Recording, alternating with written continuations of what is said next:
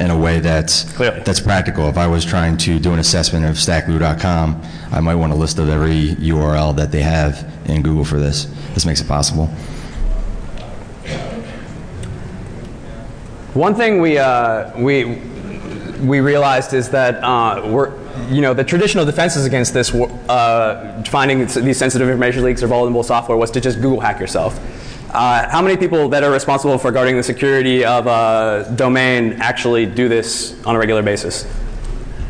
Like a few hands? And yeah, and that's most of the people we talk to just don't do this. And most of the people, if they do, maybe once a quarter, which just isn't good enough. There could be something that happens, between quarters that you can entirely miss because it was added to the index and maybe removed after after the Google bot crawls that site again. Other things that people do to protect against this are update robots.txt or put meta tags into their pages to prevent it from being indexed by Google. We also kind of realized that's not really, that's something you should be doing, but it's not something that always happens when new features or new applications are launched on the website. Another thing that people do is they use data loss prevention tools that take a hash of your intellectual property and then monitor anything that's going out via email or anything that's going across the network to see if employees are leaking things, and which is something you can do, but also we realize not really good enough to prevent this type of thing. Also, you should be using policies and legal restrictions, but again, it's only so much protection. So to really take it to the next level, to really to do prevention in depth, we realized that all these failed and we needed something better. See all the stuff, forget it, it's dead, this is done.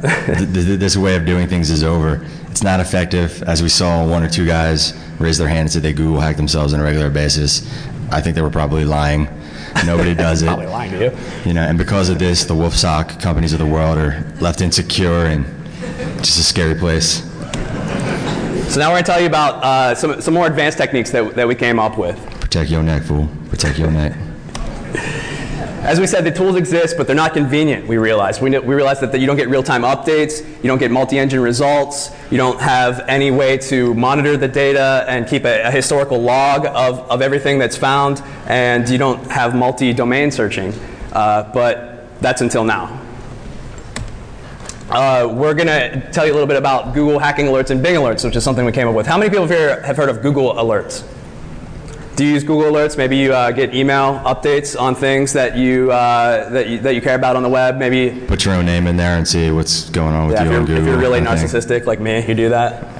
But so we took the entire Google hacking database, Foundstone database, and our SLDB, and loaded it into Google Alerts. And we set it up to, as soon as something's added to the Google index, let us know via an RSS feed that maybe there's a SQL injection in this site, or maybe there's a password file that's been disclosed on this site, and it's monitoring the entire web.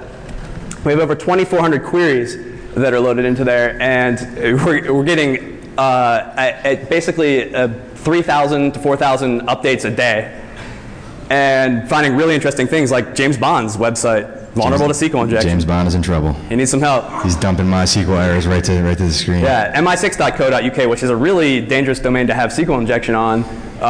This is just the interface where they sell things like James Bond DVDs and T-shirts and other merchandise, actually dumping MySQL error messages.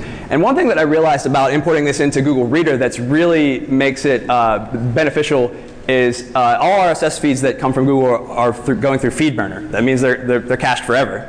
And basically, if there was a situation like, let's say users started complaining about this error message on James Bond's website, and so the developer's like, all right, fine, I'll just hide that error message. Now the SQL injection is not fixed. As you know, it's just become blind SQL injection. And let's say you Google hacked yourself at start of Q2, and then Google hacked yourself at start of Q3. You would have missed something like that. You would have missed that they covered up that error message. But setting up a Google alert for the string of MySQL error messages would catch that. And then you'd actually have all this historical data archived of everything that was ever found. And you would be able to see that, oh, well, okay, we had SQL injection. Did the developer actually fix it, or did they just hide the error message? And that's one of the benefits of actually having this imported into your RSS feeder, which I recommend Google's, because you get that cache and you get that great searching ability. Also, I don't know if you guys are familiar with this, but if you perform a Bing search and you append and format equals RSS, you can actually turn Bing search results into RSS feeds that also update. So we took our over 900 Bing hacking database queries and turned them all into RSS feeds as well, and have that piping to us, as we could see, and it provides nice little snippets in Google Reader for us there to see what we're looking at for vulnerabilities in Bing. And let me show this. Fran basically was like, I want to know as soon as anything happens to the sites that we're caring about, and he created also some thick clients that you can use, such as like a Google desktop reader. Yeah. So this is important, so I just want to just restate this just so it sinks in. At this point, for both Google and Bing, any new site that gets indexed by Google or Bing that matches any one of these several thousand hacking database queries, as they get indexed, are being sent to us live feeds in an organized fashion.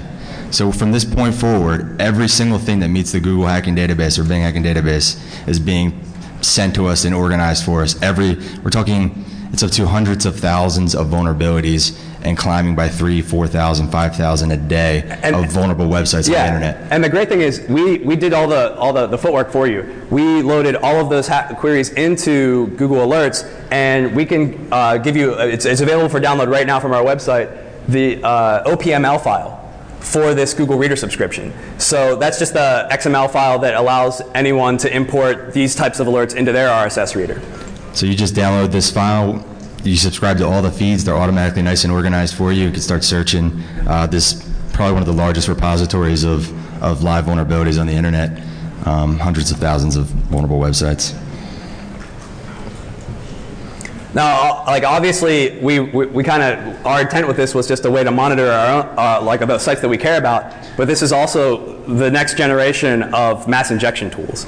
Obviously, as people kind of glaze over the fact that when malware is spreading via mass injection, step one is search Google for vulnerable classic ASP pages that have SQL injection vulnerabilities in them.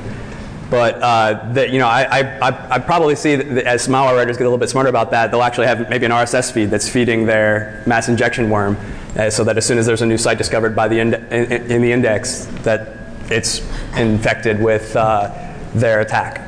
Yeah, I know Rob mentioned this briefly, but just to hit it, if you're not interested in looking through Google Reader at hundreds of thousands of vulnerabilities of everything on the internet, and you're just interested for just yourself, you could download our Google Desktop gadget and just specify your domains, as many as you want, and it'll take those RSS feeds and filter them for you and give you a nice little system tray alerts that you have a new vulnerability in Bing or Google. Also, a Droid app coming soon, so that you'll get these alerts right on your phone. Yeah. So you absolutely cannot leave home without our GoogleDiggity and BingDiggity hacking alerts. You have to have it with you at all times. You have it on your Droid.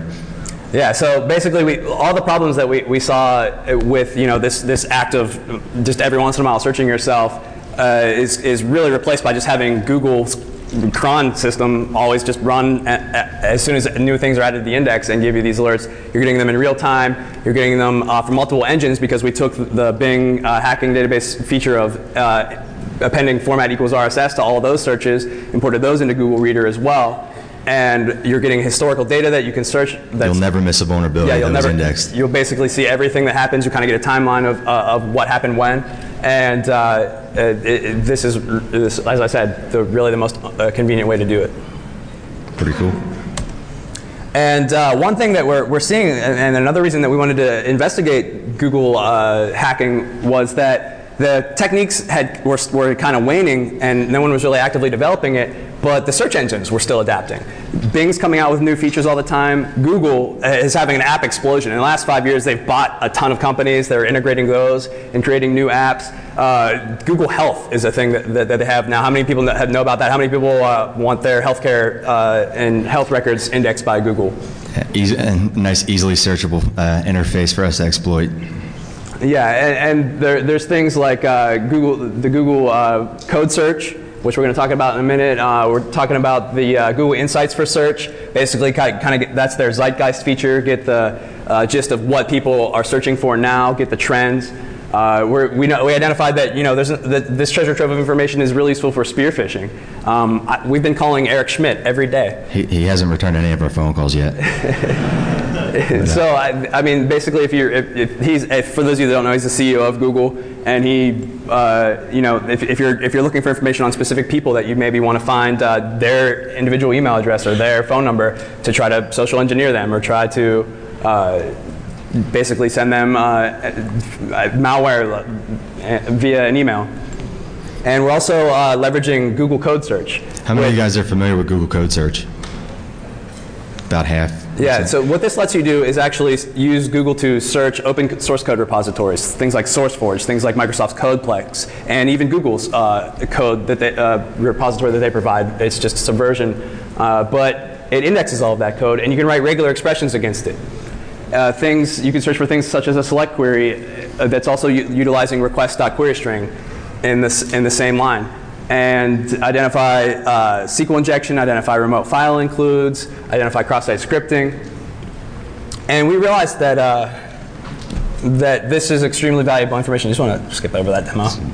Yeah. Basically, we're finding that we can develop these regular expressions, actually I found things like someone's tennis match scheduling software for them and their friends. Like, okay, that has SQL injection in it. No one really cares. It's just them and their friends scheduling tennis matches. Not much you can do with that. But we're also finding popular open source software like PHP commenting systems, PHP forums, and blog software, and verifying the vulnerabilities are indeed legit. And then, if they're used by a lot of people, it's worth publishing an advisory over that and adding a query that would find those types of sites that are vulnerable to our SLDB. And this is another thing we have an intern just chained to a desk doing.